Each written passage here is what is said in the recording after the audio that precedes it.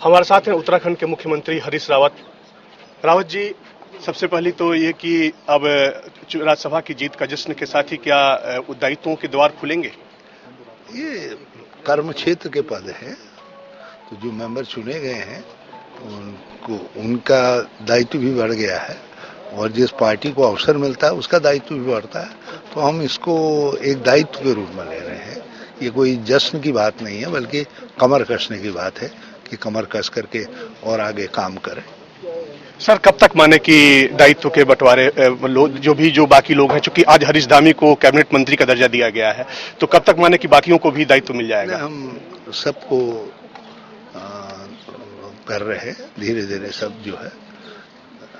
Sir, क्या माने कि नवंबर में ये प्रक्रिया नवंबर में हम बहुत कुछ सीमा तक मुझे उम्मीद है हम करवा लेंगे। सर, शीतकालीन सत्र 24 से शुरू होने वाला है। बीजेपी रणनीति का ताना बाना बुनने में लगी है, तमाम मुद्दों को लेकर कह रही है कि हम हल्ला बोलेंगे सदन के अंदर और सदन के बाहर भी। सर, सरकार की क्या रणनीति होगी बीजेपी को चुप कराने के लिए? वो अपोजिशन है,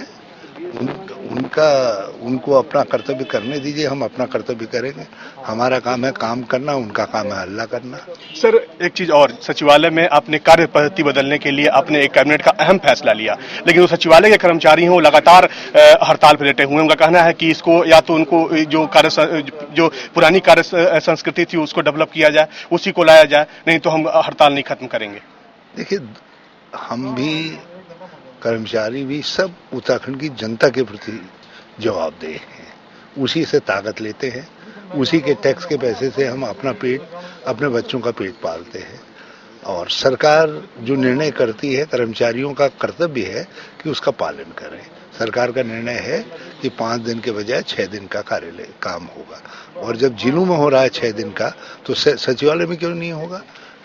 यदि मेरा दिमाग काम न करे, शरीर के बाकी अंग कैसे काम करेंगे? सचिवालय दिमाग है, और दिमाग तो 2 दिन बंद रहता है, और शरीर से कह रहे हैं कि तुम 7 दिन काम करो, तो कैसे काम होगा? सर, जय मजदूर जय उत्तराखंड आपने कल योजना का शुभारंभ किया। सर, कैसे मजदूरों को इसका फायदा मिलेगा? देखिए, हमने एक कॉर्पस क्रिएट किया है जिसके जरिए हम सभी निर्माण कार्य में लगे हुए मजदूरों को पेंशन देंगे, और बल्कि मेरा प्रयास तो ये है कि हम उसके अंतर्गत मनरेगा के श्रमिकों को भी सम्मिलित करें, लेकिन अभी हमने केवल निर्माण कार्यों के मजदूरों को सम्मिलित किया है। और मैंने विभाग से कहा है कि एक पेंशन इनके लिए वर्कआउट करिए, और उसके अलावा हम शिक्षा के लिए उनको मदद करेंगे, स्वास्थ्य के लिए मदद करेंगे, दुर्घटना की स्थिति में उनको मदद करेंगे, तो वो सब उस कॉर्पस से होगा।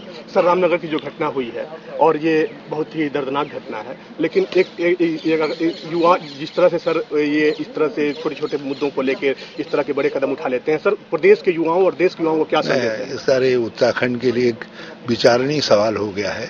ये 5वीं बार हो रहा है, बल्कि रामनगर में ही ये दूसरी बार हो रहा है, रामनगर हल्द्वानी के बीच में तीसरी बार हो रहा है। तो ये बड़ी चिंता का विषय है, और ये यदि ये प्रवृत्ति बढ़ी तो ये हमारे किसी के बच्चे के लिए भी खतरनाक है। और मैं समझता हूँ कि सबको इस पर विचार करने की ज़रूरत है, और मुझे बहुत गहरा दुख है। मेरे तो आनंद, उनके पिताजी बहुत बड़े दोस्त हैं, बरसों हम साथ करते रहे हैं, और बहुत अफसोस की बात है कि जिसमें मैं मुख्यमंत्री हूँ उस समय उसने इन हालात में अपना बेटा खोया है। मगर जो कुछ हुआ है वो सारे हालात चिंताजनक हैं, और मेरी समझ में ये नहीं आया कि हमारे ही अपने लोगों को क्यों इस तरीके से कदम उठाने की जरूरत पड़ी, जबकि थोड़ा धैर्य रखा जा सकता था। ये थे हमारे साथ उत्तराखंड के मुख्यमंत्री, जिन्होंने तमाम मुद्दों पर बातचीत की है। कैमरामैन महेंद्र के साथ राकेश पांडे, जैन टीवी, नई दिल्ली।